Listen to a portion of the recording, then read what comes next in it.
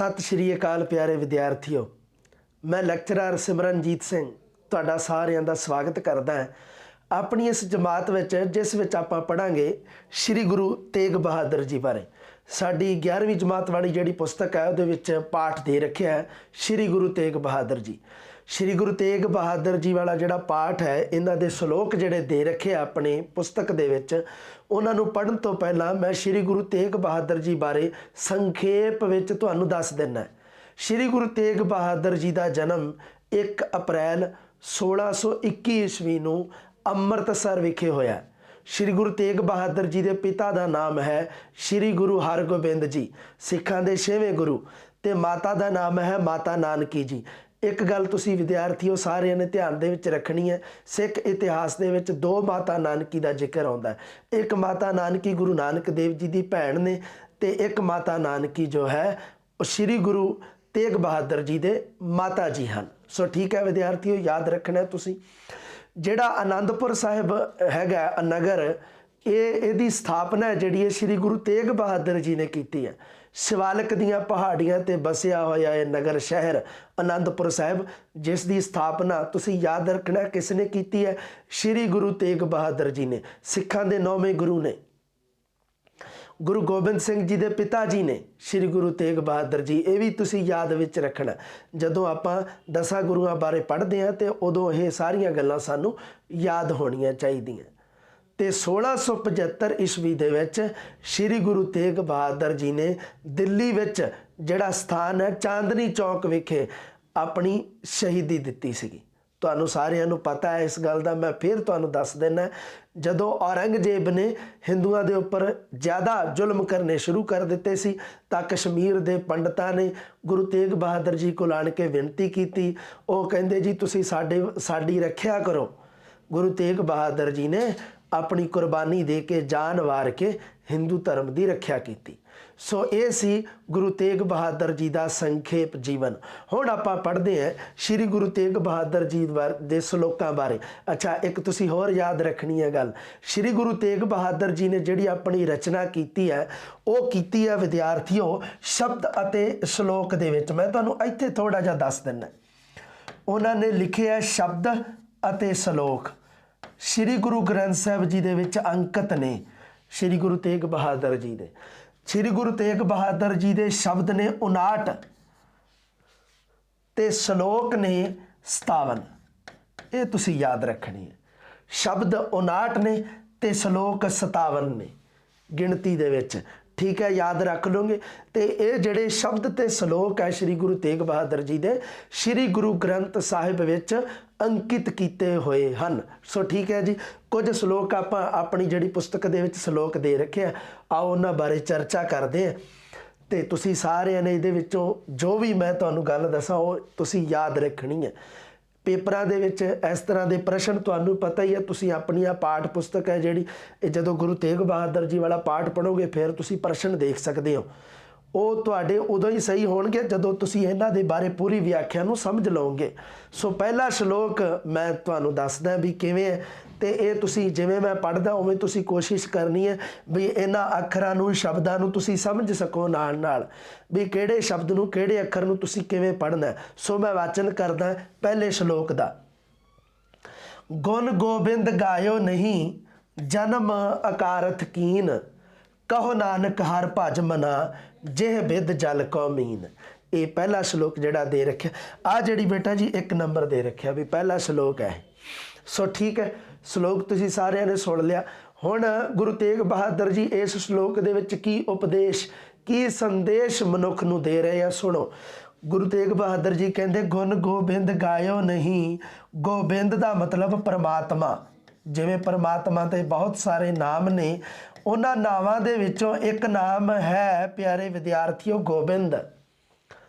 गुण गोबिंद गायो नहीं।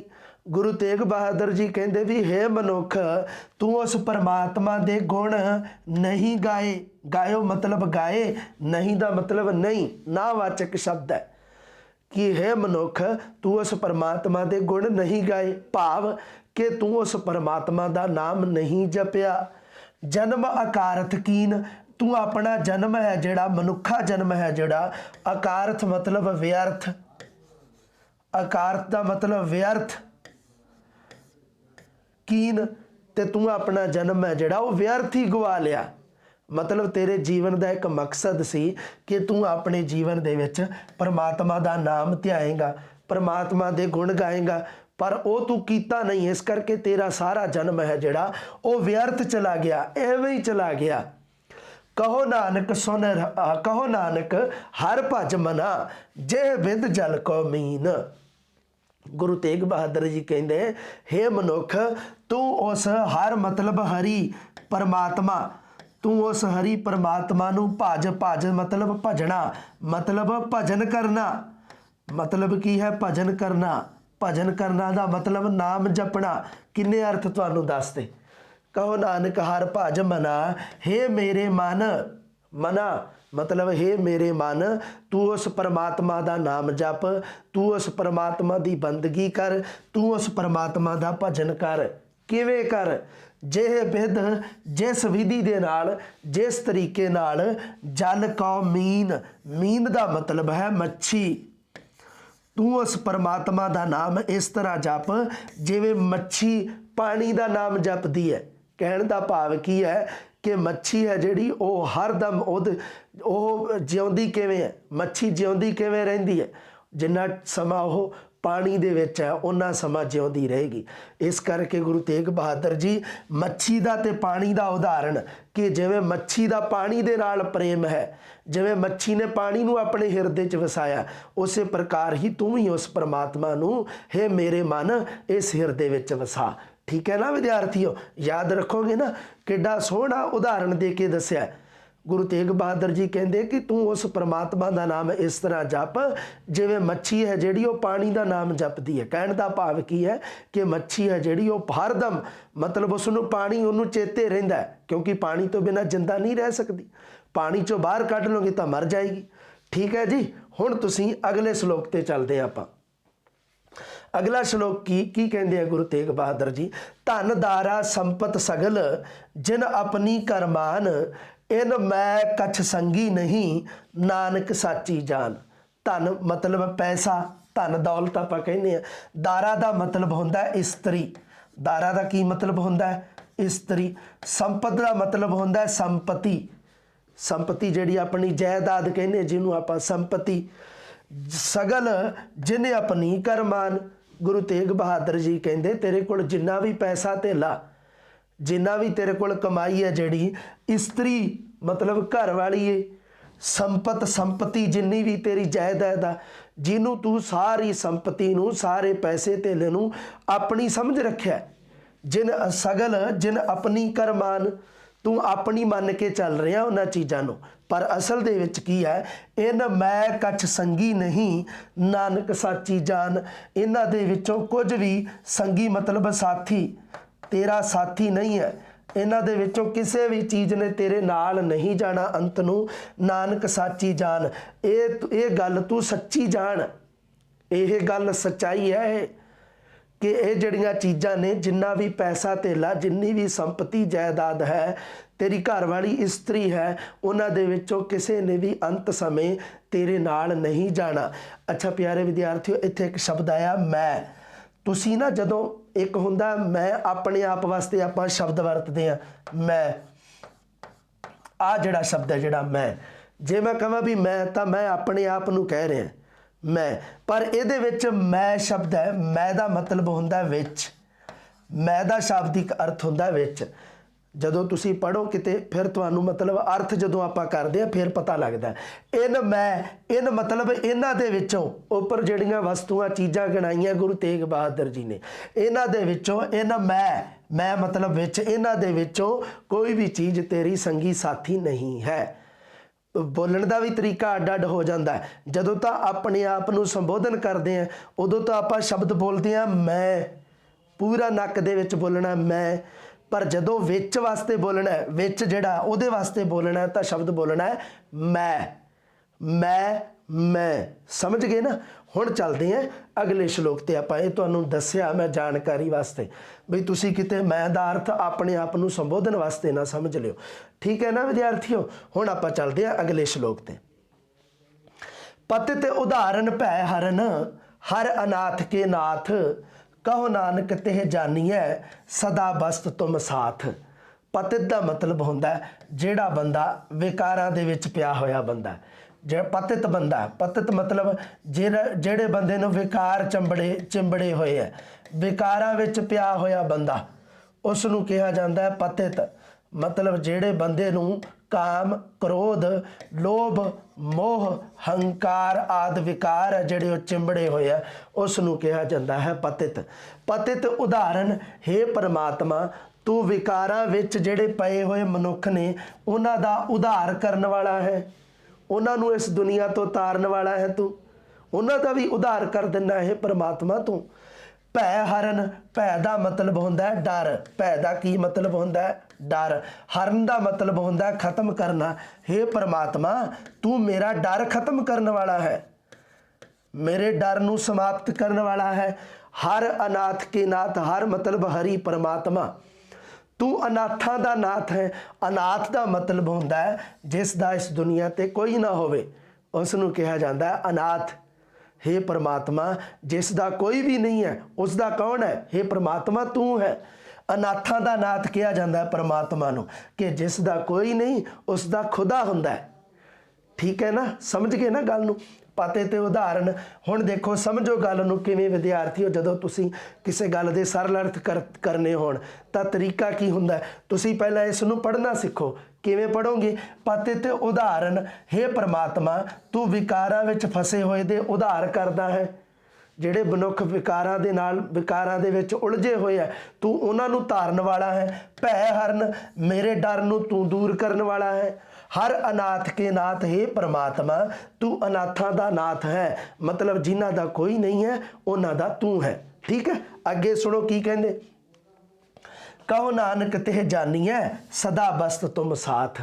गुरु तेग बहादुर जी कहंदे तेह जानिए, उस परमात्मा नूं इस तरह जानो, इस तरह समझो, सदा बस्त तुम साथ, सदा हमेशा बस्त वसदा है तुम तेरे साथ नाल, हमेशा तेरे नाल वसदा है परमात्मा, हमेशा तेरे नाल रहिंदा, तेरे हिरदे विच रहिंदा परमात्मा।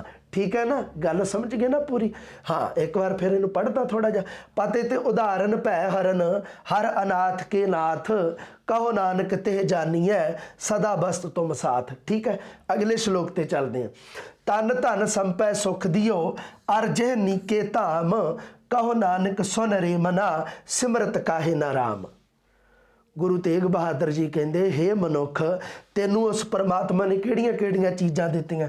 तन, शरीर दिता, धन किन्ना सारा पैसा धेला दिता है तेनू, संपै मतलब संपत्ति, किन्नी संपत्ति तेनू दित्ती है, होर किन्ने तरह के सुख दिते है तेनू इस दुनिया ते, ये सारे किहने दिते है? परमात्मा ने। अर जेह नीके ताम, अर मतलब अते, होर किन्नियां चीज़ां, अर जेह नीके धाम, नीका नीके मतलब सोहना, ते होर सोहना की दिता है? धाम मतलब घर, निवास स्थान जिन्हों आप कह सकते हैं। की कह सकते हैं आप इनू? निवास स्थान। हे परमात्मा तू की कुछ दिता? देखो परमात्मा ने की कुछ दिता है आपां नूं। तन किन्ना सुंदर शरीर दिता है, धन किन्ना पैसा दिता है, संप है संपत्ति किन्नी दिती है, होर किन्ने सुख दिते है, अर अते नाल की दिता है? सोहना घर, सोहना निवास स्थान दिता है। ठीक है, समझ गए? अगे सुनो, कहो नानक सुन रे मना, सिमरत काहे ना राम। हे मेरे मन तू इस गल नूं सुन, कहो नानक सुन रे मना, हे मेरे मन तू सुन, सिमरत काहे ना राम। राम का मतलब परमात्मा, राम का मतलब की है इत्थे? परमात्मा। कि तू उस परमात्मा का नाम क्यों नहीं जपदा? सिमरत मतलब किसी चीज़ नूं सिमरना, याद करना। तू उस परमात्मा नूं क्यों नहीं याद करदा जिन्हें इन्ने सारे सुख दिते हैं तेनू? देख लो किन्ने सुख दिते हैं, आ सारे सुख सानू परमात्मा दे दिते हुए हैं। तन धन संपै सुख दियो, अर जे नीके धाम, कहो नानक सुन रे मना, सिमरत काहे ना राम। ठीक है विद्यार्थियों, अगे चलते हैं। पांच तत्त को तन रचियो, जानो चतुर सुजान, जे ते उपजियो नानका, लीन ताहे मैं मान। ठीक है ना, गल समझ गए। हाँ अच्छा हुण सुनो गुरु तेग बहादुर जी इस श्लोक के द्वारा की संदेश दिंदे आ। पांच तत्त को तन रचियो, हे मनुख तेरा हे अगे सुनो, जानो चतुर सुजान, हे चतुर हे चलाक, हे सज्जन विद्वान आदमी। चलाक चतुर का मतलब चलाक, सुजान ज्ञानवान, हे ज्ञानवान हे चलाक मनुख तू ये गल जानो मतलब जान कि तेरा जो शरीर है वो पंज तत्तां दा बनिया होया है। पांच तत्त मतलब पंज तत्त किहड़े किहड़े? अग, पानी, याद रखियो इन्हां नूं, हवा, मिट्टी, आकाश। आ लो आ है पंज तत्त, ठीक है याद रखने हैं तुसीं ये पंज तत्त किहड़े किहड़े? अग, पानी, हवा, मिट्टी, आकाश। गुरु तेग बहादुर जी कहते हे चलाक मनुख, हे सियाणे आदमी तू ये गल नूं जान कि पांच तत्त को तन रचियो, तन मतलब शरीर, रचियो मतलब रचिया होया, कि तेरा जिहड़ा शरीर है ये पंजा तत्तां नाल रचिया होया, पंजा तत्तां दा बनिया होया। किहड़े किहड़े? अग, पानी, हवा, मिट्टी ते आकाश। अगे की कहते हैं अगली पंक्ति च, जेह ते उपजियो नानका लीन ताहे मैं मान। तू जेड़ी चीज़ तो जेह ते उपजियो मतलब पैदा होया, पैदा होया, तू जिन्हां तत्तां तो पैदा होया है उन्हां तत्तां दे विच ही लीन हो जावेगा। लीन मतलब समा जाना, समा जाना, तू उन्हां तत्तां दे विच ही समा जाएगा। मैं मतलब विच, उन्हां तत्तां दे विच ही अपने आप नूं समा गया समझ तू। किहड़े किहड़े तत्त आ लिखे हुए? अग, पानी, हवा, मिट्टी ते आकाश। ठीक है याद रखोगे ना। गुरु तेग बहादुर जी कहते कि ये जिहड़ा तेरा शरीर है जिन्हां तत्तां तो पैदा होया उन्हां तत्तां दे विच ही इसने मरण तो बाद इन्हां तत्तां दे विच समा जाऊगा। अगला श्लोक, सुख दुख जे परसै नहीं, लोभ मोह अभिमान, कहो नानक सुन रे मना, सो मूरत भगवान। जिस मनुख नूं सुख दुख जिह परसै नहीं, परसै दा मतलब हुंदा है छूना, छूना अंग्रेजी दे विच टच करना जिन्हों आपां कह दिंदे। सुख दुख जिह परसै नहीं, ਜਿਹੜੇ ਬੰਦੇ ਨੂੰ ਸੁੱਖ ਤੇ ਦੁੱਖ ਜੀਵਨ ਦੇ ਦੋ ਅਹਿਮ ਪਹਿਲੂ ਹੁੰਦੇ ਆ। ਸੁੱਖ ਤੇ ਦੁੱਖ ਜੀਵਨ ਦੇ ਵਿੱਚ ਆਉਂਦੇ ਜਾਂਦੇ ਰਹਿੰਦੇ ਆ। ਸੁੱਖ ਦੁੱਖ ਜਿਹ ਪਰਸੈ ਨਹੀਂ, ਜਿਸ ਮਨੁੱਖ ਨੂੰ ਸੁੱਖ ਦੁੱਖ ਨਹੀਂ ਛੂੰਹਦੇ। लोभ मोह अभिमान, उस बंदे नूं किसी चीज़ का लालच नहीं। लोभ का मतलब लालच सौखा जिहा ही है ना। मोह का मतलब किसी चीज़ नाल हद तो ज़्यादा मोह हो जे, प्यार हो जे। अभिमान का मतलब होंदा है अहंकार। जिस मनुख नूं गुरु तेग बहादुर जी कहते जिहड़े मनुख नूं सुख ते दुख नहीं छूंहदे, जे परसै नहीं। लोभ मोह अभिमान, जिस मनुख नूं लोभ नहीं है, जिस मनुख नूं हद तो ज़्यादा किसी चीज़ नाल मोह नहीं है, जिस मनुख नूं हंकार नहीं है, वह मनुख किवें दा है? कहो नानक सुन रे मना, हे मेरे मन तू सुन लै। वह मनुख है जिहड़ा सो मूरत भगवान, वह परमात्मा का ही एक रूप है। मूरत मतलब वह परमात्मा की ही मूरत है, परमात्मा का ही रूप है। वह बंदा परमात्मा ही है, परमात्मा का ही रूप है। किहड़ा बंदा? जिहड़ा बंदे नूं सुख दुख है जिहड़े वो एक समान जाणदा सुख दुख, जिन्हों परसदे नहीं, जिन्हों छूंहदे नहीं।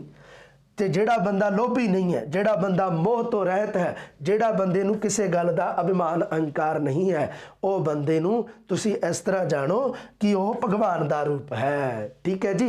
सुख दुख जिह परसै नहीं, लोभ मोह अभिमान, कहो नानक सुन रे मना, सो मूरत भगवान। हाँ जी अगले श्लोक ते चलते हैं।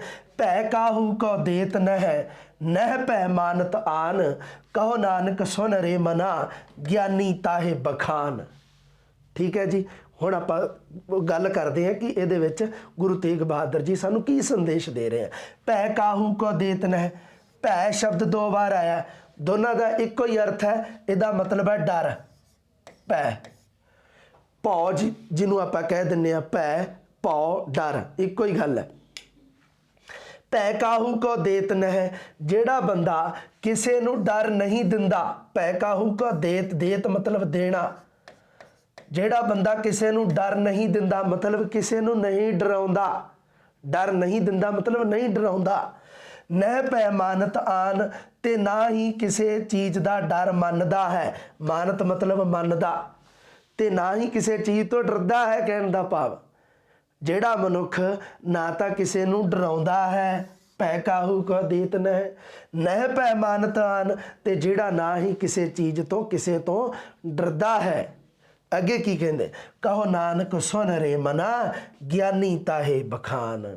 ਹੇ ਮੇਰੇ ਮਨ ਤੂੰ ਸੁਣ, ਉਹ ਮਨੁੱਖ ਹੈ ਜਿਹੜਾ, ਉਸ ਮਨੁੱਖ ਨੂੰ ਗਿਆਨੀ ਸਮਝ। ਉਸ ਮਨੁੱਖ ਨੂੰ ਗਿਆਨੀ, ਗਿਆਨੀ ਦਾ ਮਤਲਬ ਹੁੰਦਾ ਜਿਸ ਬੰਦੇ ਨੂੰ ਆਤਮਿਕ ਸੂਝ ਹੋਵੇ। ਆਤਮਿਕ ਸੂਝ ਵਾਲੇ ਮਨੁੱਖ ਨੂੰ ਕਿਹਾ ਜਾਂਦਾ ਹੈ। ਜਿਸ ਬੰਦੇ ਨੂੰ ਆਤਮਿਕ ਸੋਝੀ ਹੋ ਜੇ, ਆਪਣੇ ਆਪ ਦਾ ਗਿਆਨ ਹੋ ਜੇ, ਉਸ ਨੂੰ ਕਿਹਾ ਜਾਂਦਾ ਹੈ ਗਿਆਨੀ। ਕਿਤਾਬਾਂ ਪੜ੍ਹਨ ਨਾਲ ਨਹੀਂ ਕੋਈ ਗਿਆਨੀ ਬਣਦਾ। ਜਿਸ ਬੰਦੇ ਨੂੰ ਆਪਣੇ ਆਪ ਦੀ ਸੂਝ ਹੋ ਜੇ ਕਿ ਮੈਂ ਕੀ ਹਾਂ, ਅਸਲ ਦੇ ਵਿੱਚ ਮੇਰੀ ਕੀ ਅਵਸਥਾ, ਉਸ ਨੂੰ ਕਿਹਾ ਜਾਂਦਾ ਹੈ ਗਿਆਨੀ। ਉਸ ਮਨੁੱਖ ਨੂੰ ਗਿਆਨੀ ਜਾਣ ਕੇ ਉਸ ਦਾ ਬਖਾਨ ਕਰ, ਉਸ ਦੀ ਸਿਫਤ ਕਰ, ਉਸ ਦੀ ਵਡਿਆਈ ਕਰ। ਕਿਹੜੇ ਮਨੁੱਖ ਦੀ ਵਡਿਆਈ ਕਰ? ਜਿਹੜਾ ਨਾ ਤਾਂ ਕਿਸੇ ਤੋਂ ਡਰਦਾ ਹੈ ਤੇ ਨਾ ਕਿਸੇ ਨੂੰ ਡਰਾਉਂਦਾ ਹੈ। ਠੀਕ ਹੈ ਜੀ। ਕਹੋ ਭੈ ਕਾਹੂ ਕੋ ਦੇਤ ਨਹਿ, ਨਹਿ ਭੈ ਮਾਨਤ ਆਨ, ਕਹੋ ਨਾਨਕ ਸੁਨ ਰੇ ਮਨਾ, ਗਿਆਨੀ ਤਾਹੇ ਬਖਾਨ। ਅਗਲੇ ਸ਼ਲੋਕ ਦੇ ਵਿੱਚ ਗੁਰੂ ਜੀ ਕੀ ਕਹਿੰਦੇ ਆ, ਜੋ ਪ੍ਰਾਨੀ ਮਮਤਾ ਤਜੈ, ਲੋਭ ਮੋਹ ਅਹੰਕਾਰ, ਕਹੋ ਨਾਨਕ ਆਪਨ ਤਰੈ, ਔਰਨ ਲੇਤ ਉਧਾਰ। ਕੀ ਕਹਿੰਦੇ ਗੁਰੂ ਤੇਗ ਬਹਾਦਰ ਜੀ ਕਿ ਜੋ ਪ੍ਰਾਣੀ, ਜਿਹੜਾ ਮਨੁੱਖ ਮਮਤਾ ਤਜੈ, ਮਮਤਾ ਦਾ ਮਤਲਬ ਹੁੰਦਾ ਮੋਹ। ਕਿਸੇ ਚੀਜ਼ ਨੂੰ ਜ਼ਰੂਰਤ ਤੋਂ ਜ਼ਿਆਦਾ ਜਦੋਂ ਆਪਾਂ ਮੋਹ ਕਰਦੇ ਹਾਂ ਨਾ, ਅੱਛਾ ਮੋਹ ਇੱਥੇ ਕਿਉਂ, ਮਤਲਬ ਮੋਹ ਵਾਰ-ਵਾਰ ਸ਼ਬਦ ਆਉਂਦਾ ਹੈ ਨਾ। ਮੋਹ ਦਾ ਮਤਲਬ ਇਹ ਹੁੰਦਾ ਹੈ, ਦੇਖੋ ਵਿਦਿਆਰਥੀਓ, ਬਹੁਤ ਸਾਰੀਆਂ ਚੀਜ਼ਾਂ ਹੁੰਦੀਆਂ ਜਿਨ੍ਹਾਂ ਨੂੰ ਆਪਾਂ, ਵਸਤੂਆਂ ਹੁੰਦੀਆਂ ਜਿਹੜੀਆਂ ਸਾਡੇ ਦਿਲ ਦੇ ਨੇੜੇ ਹੁੰਦੀਆਂ, ਜਿਨ੍ਹਾਂ ਨੂੰ ਆਪਾਂ ਪ੍ਰੇਮ ਕਰਦੇ ਹੁੰਦੇ ਹਾਂ, ਹੈ ਨਾ। ਪਰ ਇਹਦੇ ਵਿੱਚ ਕੀ ਹੈ ਵੀ ਆਪਾਂ, ਕਿਉਂਕਿ ਹਰ ਚੀਜ਼ ਹੈ ਜਿਹੜੀ ਅਧਿਆਤਮਿਕਤਾ ਦੇ ਵਿੱਚ, ਹਰ ਵਸਤੂ ਨਾਸ਼ਮਾਨ ਹੈ। ਕੋਈ ਵੀ ਚੀਜ਼ ਹੈ ਜਿਹੜੀ ਉਹ ਸਥਿਰ ਨਹੀਂ ਹੈ, ਸਥਾਈ ਨਹੀਂ ਹੈ। ਉਸ ਵਸਤੂ ਨੇ ਇੱਕ ਨਾ ਇੱਕ ਦਿਨ ਨਸ਼ਟ ਹੋ ਜਾਣਾ ਹੈ, ਉਸ ਵਸਤੂ ਦਾ ਵਿਨਾਸ਼ ਹੋ ਜਾਣਾ ਇੱਕ ਨਾ ਇੱਕ ਦਿਨ। ਇਸ ਕਰਕੇ ਮੋਹ ਸ਼ਬਦ ਹੈ ਜਿਹੜਾ, ਉਸ ਨੂੰ ਵਰਤਿਆ ਜਾਂਦਾ ਕਿ ਜਿਹੜਾ ਬੰਦਾ, ਜਿਹੜਾ ਮਨੁੱਖ ਹੈ ਜਿਹੜਾ, ਉਹ ਕਿਸੇ ਨਾਲ ਜ਼ਿਆਦਾ ਮੋਹ ਨਹੀਂ ਕਰਦਾ। ਉਹ ਕੀ ਅੱਗੇ ਕੀ ਹੈ, ਜੋ ਪ੍ਰਾਨੀ ਮਮਤਾ ਤਜੈ, ਤਜਣਾ ਦਾ ਮਤਲਬ ਹੁੰਦਾ ਛੱਡਣਾ, ਤਜੈ ਛੱਡ ਦੇਣਾ, ਛੱਡ ਹੀ ਲਿਖ ਦਿੰਦਾ ਮੈਂ, ਕਿ ਜਿਹੜਾ ਪ੍ਰਾਣੀ ਮੋਹ ਛੱਡ ਦਿੰਦਾ ਹੈ, ਜ਼ਰੂਰਤ ਤੋਂ ਜ਼ਿਆਦਾ ਮੋਹ ਕਿਸੇ ਵਸਤੂ ਨਾਲ ਕਰਨਾ ਛੱਡ ਦਿੰਦਾ ਹੈ। ਲੋਭ ਮੋਹ ਅਹੰਕਾਰ, ਲੋਭ ਮਤਲਬ ਲਾਲਚ ਨੂੰ ਕਿਹਾ ਜਾਂਦਾ ਹੈ। ਲਾਲਚ ਹੋਵੇ ਨਾ ਜਿਸ ਮਨੁੱਖ ਦੇ ਮਨ ਵਿੱਚ, ਉਸ ਨੂੰ ਵੀ ਛੱਡ ਦੇਵੇ, ਮੋਹ ਛੱਡ ਦੇਵੇ, ਹੰਕਾਰ ਕਰਨਾ ਛੱਡ ਦੇਵੇ। ਜਿਹੜਾ ਪ੍ਰਾਣੀ ਕਿਹੜੇ ਮਤਲਬ ਵਿਕਾਰ ਛੱਡ ਦੇਵੇ, ਮੋਹ ਕਰਨਾ, ਲੋਭ ਕਰਨਾ ਮਤਲਬ ਲਾਲਚ ਕਰਨਾ, ਤੇ ਹੰਕਾਰ ਕਰਨਾ, ਉਹ ਮਨੁੱਖ ਕੀ ਕਰਦਾ ਹੈ, ਕਹੋ ਨਾਨਕ ਆਪਨ ਤਰੈ, ਉਹ ਆਪ ਤਰ ਜਾਂਦਾ ਹੈ, ਮਤਲਬ ਭਵ ਸਾਗਰ ਤੋਂ। ਉਹ ਆਪ ਮਨੁੱਖ ਹੈ ਜਿਹੜਾ, ਉਹ ਭਵ ਸਾਗਰ ਤਰ ਜਾਂਦਾ ਹੈ। ਔਰਨ ਲੇਤ ਉਧਾਰ, ਔਰਨ ਮਤਲਬ ਦੂਜੇ, ਤੇ ਦੂਜਿਆਂ ਨੂੰ ਵੀ ਉਹ ਆਪਣੇ ਨਾਲ ਲੈ ਕੇ ਤਰ ਜਾਂਦਾ ਹੈ। ਮਤਲਬ ਦੂਜਿਆਂ ਨੂੰ ਵੀ ਉਹ ਤਾਰ ਲੈਂਦਾ ਹੈ ਆਪਣੇ ਨਾਲ। ਮਤਲਬ ਕੀ ਹੈ, ਦੂਜੇ ਲੋਕ ਜੋ ਉਸ ਦੀ ਸੰਗਤ ਕਰਦੇ ਨੇ, ਉਹ ਵੀ ਉਸ ਦੀ ਸੰਗਤ ਤੋਂ ਪ੍ਰਭਾਵਿਤ ਹੋ ਕੇ ਆਪਣੇ ਆਪ ਨੂੰ ਗੁਰੂ ਦੇ ਲੜ ਲਾਉਂਦੇ ਨੇ, ਤੇ ਉਹ ਵੀ ਭਵ ਸਾਗਰ ਤੋਂ ਪਾਰ ਹੋ ਜਾਂਦੇ ਨੇ। ਇਸ ਜਨਮ ਮਰਨ ਦੇ ਚੱਕਰ ਤੋਂ ਉਹਨਾਂ ਦਾ ਛੁਟਕਾਰਾ ਹੋ ਜਾਂਦਾ ਹੈ। ਜੋ ਪ੍ਰਾਨੀ ਮਮਤਾ ਤਜੈ, ਲੋਭ ਮੋਹ ਅਹੰਕਾਰ, ਕਹੋ ਨਾਨਕ ਆਪਨ ਤਰੈ, ਔਰਨ ਲੇਤ ਉਧਾਰ। ਉਹ ਆਪ ਵੀ ਤਰ ਜਾਂਦਾ ਹੈ ਤੇ ਦੂਜਿਆਂ ਨੂੰ ਵੀ ਆਪਣੇ ਨਾਲ ਤਾਰ ਲੈਂਦਾ ਹੈ। ਠੀਕ ਹੈ ਪਿਆਰੇ ਵਿਦਿਆਰਥੀਓ, ਇਹ ਆਪਾਂ ਸ਼ਲੋਕ ਪੜ੍ਹ ਲਿਆ, ਕਾਫੀ ਪੜ੍ਹ ਲਿਆ ਹੈ ਨਾ। ਅਗਲੀ ਜਮਾਤ ਹੈ ਜਿਹੜੀ, ਉਹਦੇ ਵਿੱਚ ਆਪਾਂ ਅਗਲੇ ਸ਼ਲੋਕ ਜਿਹੜੇ ਰਹਿ ਗਏ ਆ ਉਹਨਾਂ ਨੂੰ ਵੀ ਪੜ੍ਹਦੇ ਹਾਂ। ਅਗਲੀ ਜਮਾਤ ਦੇ ਵਿੱਚ ਪੜ੍ਹਾਂਗੇ ਜੀ। ਮਿਲਦੇ ਹਾਂ ਜਲਦੀ। ਸਤਿ ਸ਼੍ਰੀ ਅਕਾਲ।